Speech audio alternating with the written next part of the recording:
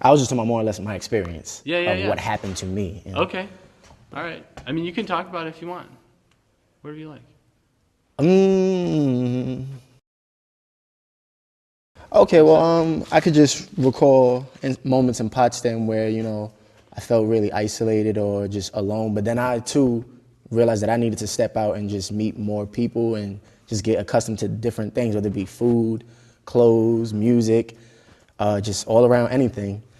And, you know, it's hard because I, too, still am learning. You know, I can recall an instance where I was walking down Pierpont and I got a drink thrown on me from a moving car. And I didn't know the people. I didn't know what I'd done or anything for that matter. But I just was like, wow, it's a culture shock. You know, I'm not accustomed to getting drinks thrown on me anywhere. So I guess if there was one thing I could say about Potsdam is, you know, it's a learning ground. You know, we are still trying to grow and still trying to understand each other. And hopefully, as a college campus, we can make it a very diverse place.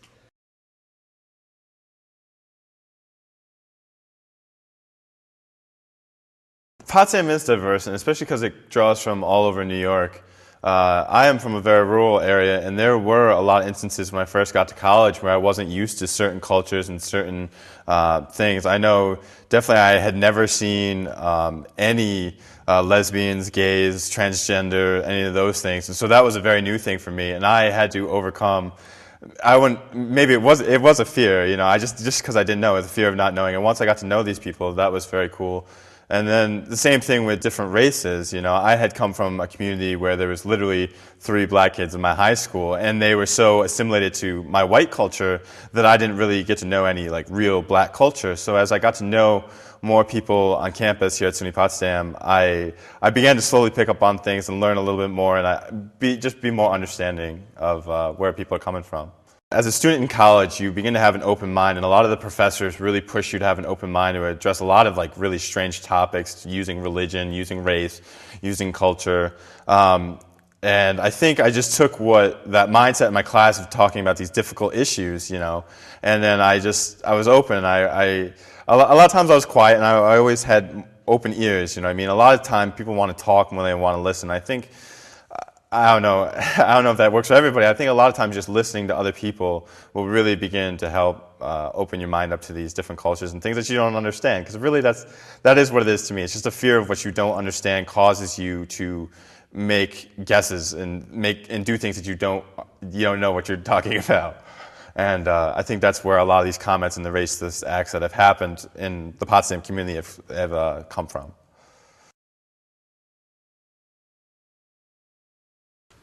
I mean, I don't want to get too personal with things, but when it comes to being in the North Country, I think that racial issues is just a lack of knowledge for a lot of people. They're not used to seeing so many diversity in the North Country, and when they see that, it's a little bit of a nervousness that happens, and it's awkward. And that awkwardness can turn into something disrespectful that it's meant or, intentional. What would you say to somebody who's maybe afraid to talk to somebody that doesn't look like them? I'd say go ahead and take the risk, because you'll never know what kind of friend you're going to gain from going outside your comfort zone. I think that's one of the reasons that I'm happiest, because I don't stop myself from taking chances. We are all socialized into a racial and racist society, and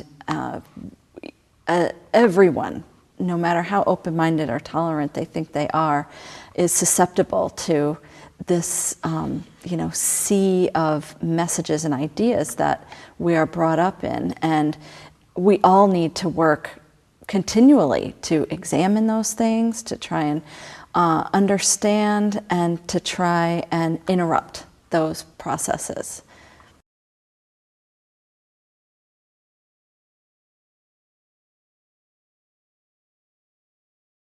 What people don't understand about racism is that it actually kills a piece of you inside.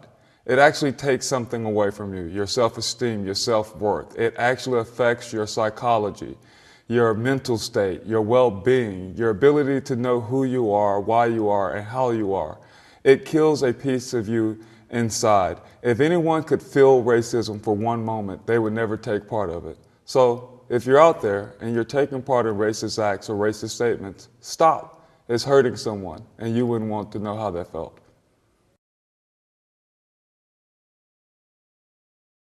What we need to see is the idea of respecting everyone as individuals and accepting that we all come from different backgrounds and we have different stories. It's good to be book smart, but you should also have a lot of common sense and not be ignorant towards others.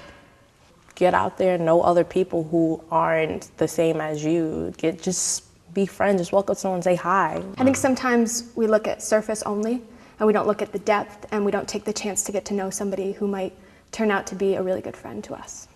Well, one, don't be closed-minded, and two, we're all the same, we're all equal. If you think about it, our students are in the classroom for 15 to 20 hours a week. It's 168 hours in a week. So you got about 140 to 150 hours of learning outside the classrooms, and that's where our students really learn and grow. I've dealt with racism, I've dealt with people calling me the N-word, but with that I just learned that the next person, maybe they're just not educated about black people, maybe they just don't know. It's not what we came here for. We came here for an equal education, and everyone should be respected equally. You learn from different people and their experiences that they've had, and then you can kind of live through them and learn different ways that you can live and appreciate those ways or choose not to, but you got to be exposed to them.